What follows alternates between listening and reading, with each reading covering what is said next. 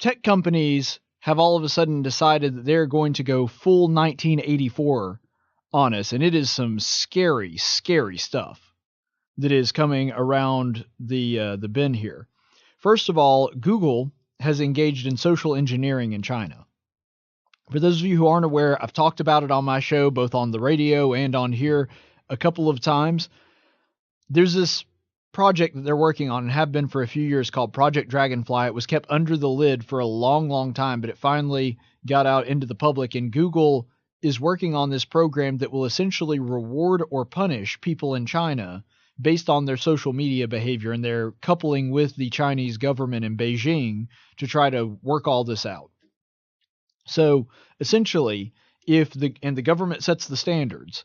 So if I, for example, were to tweet out something that were derogatory towards the government or was causing problems or causing division according to them, that would be enough to dock what they call social credit.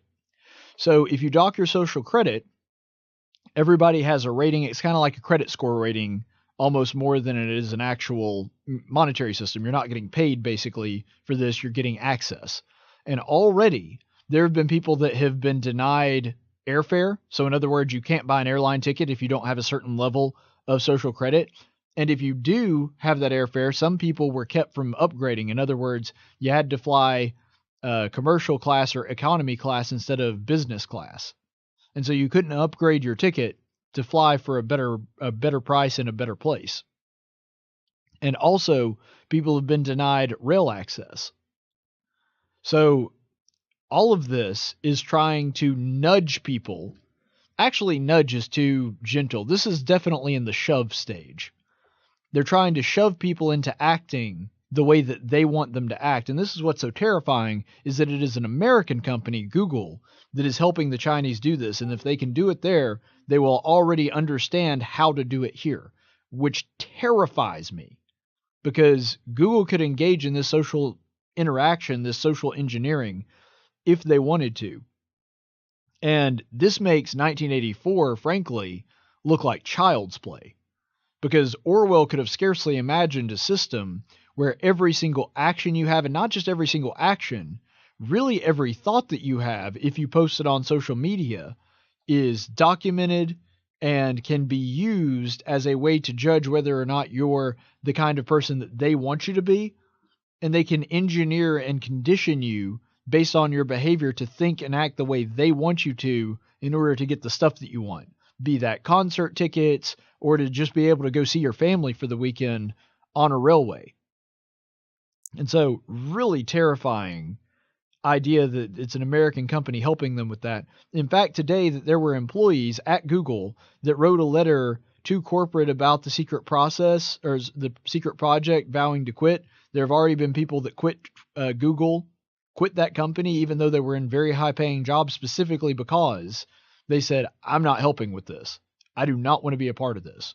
There was a guy, I think about a month and a half ago, that walked out specifically for this reason. And remember that Google is also working on China's search engine, which will only allow citizens in China to access the information the government wants you to. Can you not see how that would be pretty terrifying? Because put yourself in that position. Put yourself as an American in that position. Let's say the American government got to decide what information was correct and what information was incorrect. And believe me, there are people that want this to happen. There are people that have already voiced their approval of this to happen and to try to sort out quote unquote fake news and put forth legislation that would do that. Which again, who gets to decide what is true? Who gets to decide what is credible? My stance has long been, give people all the information, whether it's true or not, and let them decide. Are they going to make the wrong decision every now and then? Yeah, they are. But it's much better than having some bureaucrat who has an agenda try to sort out what information he does and does not want you to have. And the Chinese government is doing exactly that, and Google is assisting them in doing so. They're saying to the Chinese, you will have the information we want you to have. I mean, this is textbook social engineering. They're trying to engineer people to read and think a certain way. And they are doing so with the full help of Google and the resources that they are offering them. And this government censorship and social credit is based on what they call trustworthiness. So in other words, if you're a good little soldier, you're a good little cog in the machine that is our society, then you get rewarded and everybody else, you sit down. This is the problem that I have with this. Oh, you want to think about? No. You get back in line. I, the elite, living in my ivory tower, will make your decisions for you. You can have your own ideas. You can have free speech. I don't like that one. Get back in line. Get back in line. Get back in line. This is what they're going to be saying to you every single time they deny you something that you want. They're trying to shove you and incentivize thoughts that they do like and punish those that they don't. This is so far removed from the idea of free speech and free thought that there could be nothing further from it. They're trying to engineer a giant re-education camp that covers the entirety of the country. And by the way, they already do have re-education camps in China that they are sending people to that don't have the right ideas. I mean, this is a dystopian future. This is 1984. Actually, it's worse than 1984 because they have better technology than 1984 did. And the idea that you, as a government official, get to decide what direction society is going. You get to decide what people should think and what they should eat and what activities they should engage in. This is beyond reprehensible. And I do pray for the people of China. Keep in mind, this is a country where religious liberty is not tolerated. I was watching a video not too long ago of some Christians. I didn't personally help them. It was other Christians, other missionaries that engaged in this. I actually am engaged financially with a Chinese mission work program, but this is a different group. Anyway, they were able to smuggle in Bibles because you have to smuggle in Bibles. You can't get it in any other way. They smuggled in Bibles to these people that are written in Chinese and the language that they can read and understand. And man, it just breaks your heart because when they open up their Bibles, there are people literally crying because they finally get to hear the Word of God. They finally get to hear the ideas that Jesus Christ taught that they've been told about by other people for a long time. Now they finally get a Bible of their own. They get a Bible that they can look at and read and have a one-to-one connection with God. And it is just mind-blowing that there are people in this world, a large civilized country like China, that's illegal, that they have to hide that from their government. I really do pray for the people of China because it just, the way that their government is trying to stifle free speech and trying to stifle churches and other ideas that they don't agree with, I can't imagine what living like that it would be like. And it is why I am so incredibly grateful that I live in a country where it is enshrined in our Constitution that religious liberty is a human right. It is a human right everywhere. But the difference is our country recognizes it and at least takes steps to make sure that religious liberty is preserved and the government doesn't interfere. Unfortunately, the thinking in China is to do the exact opposite. Nonetheless, unfortunately, Google has also done some other creepy activities over the past couple days, notably that Google has patented a full home surveillance system. So it's already a little weird, and this is the reason that I would never have one in my house. They have the Google Assistant thing, so it's like a little monolith that you plug in and you sit it. It's connected to the internet. It's connected to your house. And so that was really the first stage. And the thing that bothers me about this is it's always listening. Because if it wasn't always listening, you wouldn't be able to say, okay, Google, and then it would automatically snap to attention. You either have to turn it on or you would have to go over and physically press a button to allow it. Otherwise, if it's just voice activated, then that means it is constantly listening. That doesn't necessarily mean it's recording, but according to this, their new system is going to. And not only is it going to record, it's going to record audio, it's going to record video, and this is a system that is in every room of the house. Since we've been talking a lot about 1984, you'll remember they had a viewing screen in 1984, but that was only in one part of the house. That was in your living room. If you wanted to go into the bedroom, you were outside of the view of that. Now, they still had audio. They could still basically tell where you were based on the video and audio feed from your living room. But the point is, it was only in one part. And there were certain places in that one room that you could kind of hide. That wouldn't be the case if this Google product becomes commonplace. You would walk into your house, and whether you were in the kitchen, or whether you were in your living room, or whether you were in your kid's room, there would be cameras and audio sensors, microphones everywhere. And the stated purpose of this is to essentially gather metadata on how you live. So if I go home and I watch an episode of Gotham, it will pick up on this, and it'll say, oh, he likes comic books. Hey, Caleb, would you like tickets to the new Spider-Man movie coming out? Hey, Caleb, would you like to buy this Batman shirt? See, this is how they're going to do it, and they're going to be selling your information. They're going to be selling information on how you live your life to companies to allow them to advertise to you more effectively. Now, you guys know, I'm a big C capitalist. I love the free market. And generally speaking, I stick up for corporations when I think they do the right thing, and I don't think that them being big or them being rich is necessarily a bad thing in and of itself. But if Google engages in this, even if the free market is the one that pushes it, that is a terrifying idea. That people are just going to have this system, and it's going to be delivering your information to private companies that are paying for it. I mean, that is a horrifying idea. And so it won't just be the things you do. One of the examples it gave is if it sees a movie star on your t-shirt, it can say, hey, they have a new movie coming out. Would you like me to go ahead and buy the tickets? So, I mean, this is really engineering your life in a certain way. They're trying to map human behavior, and they're already doing it.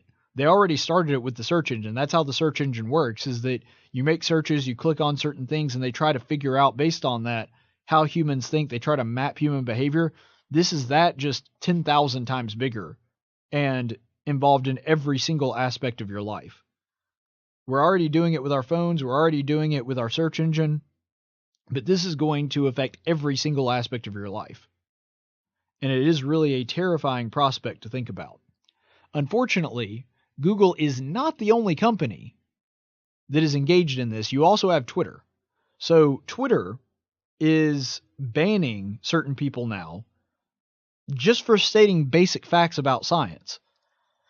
And the reason that I say that, the latest thing that they are going to ban, and this change took place in October, but it really just started gaining attention when they started implementing it, is that now it considers misgendering a form of abuse. So if there's a guy who is a guy and has all the guy parts and has a Y chromosome and all that other stuff, and you say, hey, you're a man, Twitter can ban you for that. It is part of their terms of service. This is a quote directly from the press release. Or no, this is actually from the terms of service. We prohibit targeting individuals with repeated slurs, tropes, or other content that intends to dehumanize, degrade, or reinforce negative or harmful stereotypes about a protected category. This includes targeted misgendering or dead naming of a transgender individual. So misgendering, just to define our terms, is when somebody says, I am this gender, and you say, no, you're not, you're the other gender. So if you're a 35-year-old guy with a full beard, and you say, hey, you're a dude, and he says, no, I'm a woman, then you are, by Twitter's definition, misgendering them. Same thing goes with the name. This is what they mean by dead naming. So we'll use Caitlyn Jenner just because she's famous. If I follow Caitlyn Jenner on Twitter, and I refer to her as Bruce Jenner, then that is dead naming, and that is enough to get me banned from Twitter. So just by stating basic scientific fact that men are men and women are women, and that we are different and have different body parts and different biology and different mental capacity, different mental functions, all of these things, that we have different emotional needs, any of that is enough to get you banned from Twitter. Which, if they actually implement it, means that there are going to be an awful lot of people banned from Twitter, myself included. So if Tactics Radio just goes off for a while, that's probably why.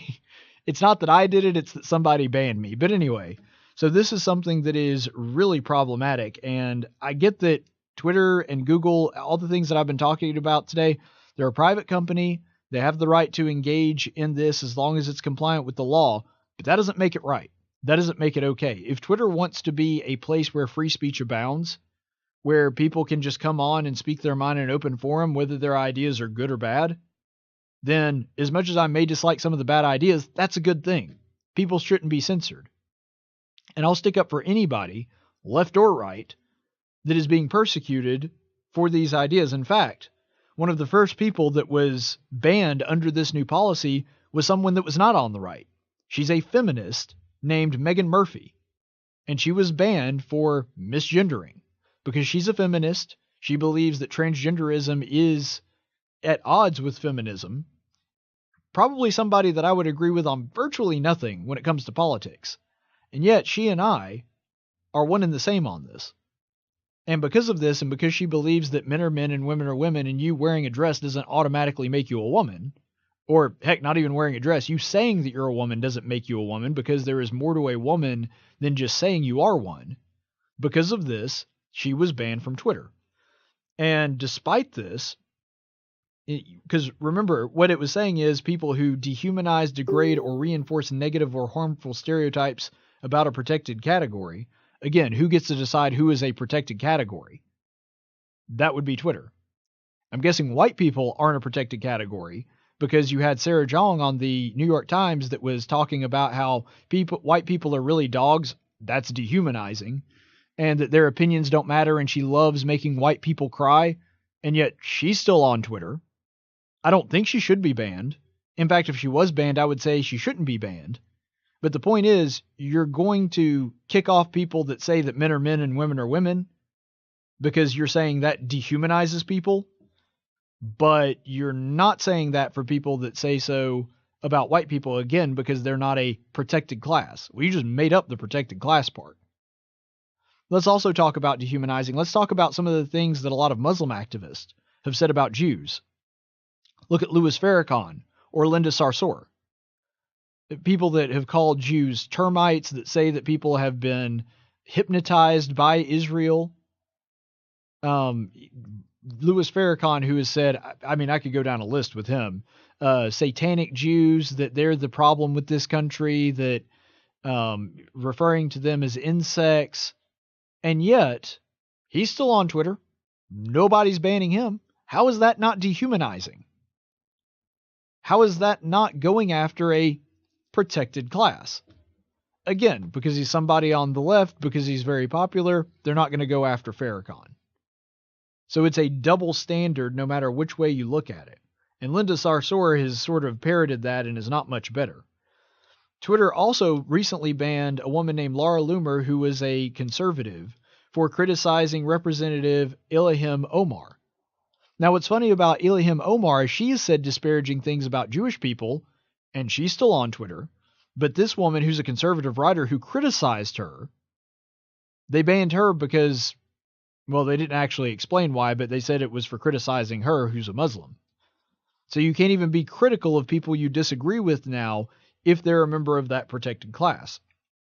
Conservative writer Jesse Kelly was banned on Sunday, and no reason has been issued. Presumably it was because of this misgendering thing, but they've not given an explanation. Yet she was banned for life just a couple days ago. Twitter has a very clear bend against conservatives and primarily against conservative ideas. They can say that they don't have a bias, that they're trying to be equal to everybody, but you notice that when push comes to shove, it's always conservatives that are the ones that get pushed out the door first. And it's impossible to say, well, let's just be civil to one another and have a conversation and elevate the communication when you believe the thing that is bringing the conversation down is conservative ideas. Is conservatives saying, no, if you have that body part, you're a man. If you don't, you're a woman. If you have this chromosome, you're a man. If you don't, you're a woman. That's not somebody that wants to have a conversation. That's somebody that wants to silence dissenting opinions. That's someone that says, you don't even get to have a say. You don't even get a seat at the table if you disagree with me. Look, there's plenty of people I disagree with, like Alex Jones, that I still don't think should be banned from Twitter, that I still don't think should be banned from social media, even as horrible as some of the things that they have suggested, like denying the Holocaust, which is abysmal by any stretch of the imagination. I want the racists to have a voice. I want the bad people to be able to speak out, because then we know who they are. Then they reveal themselves. Have faith in society.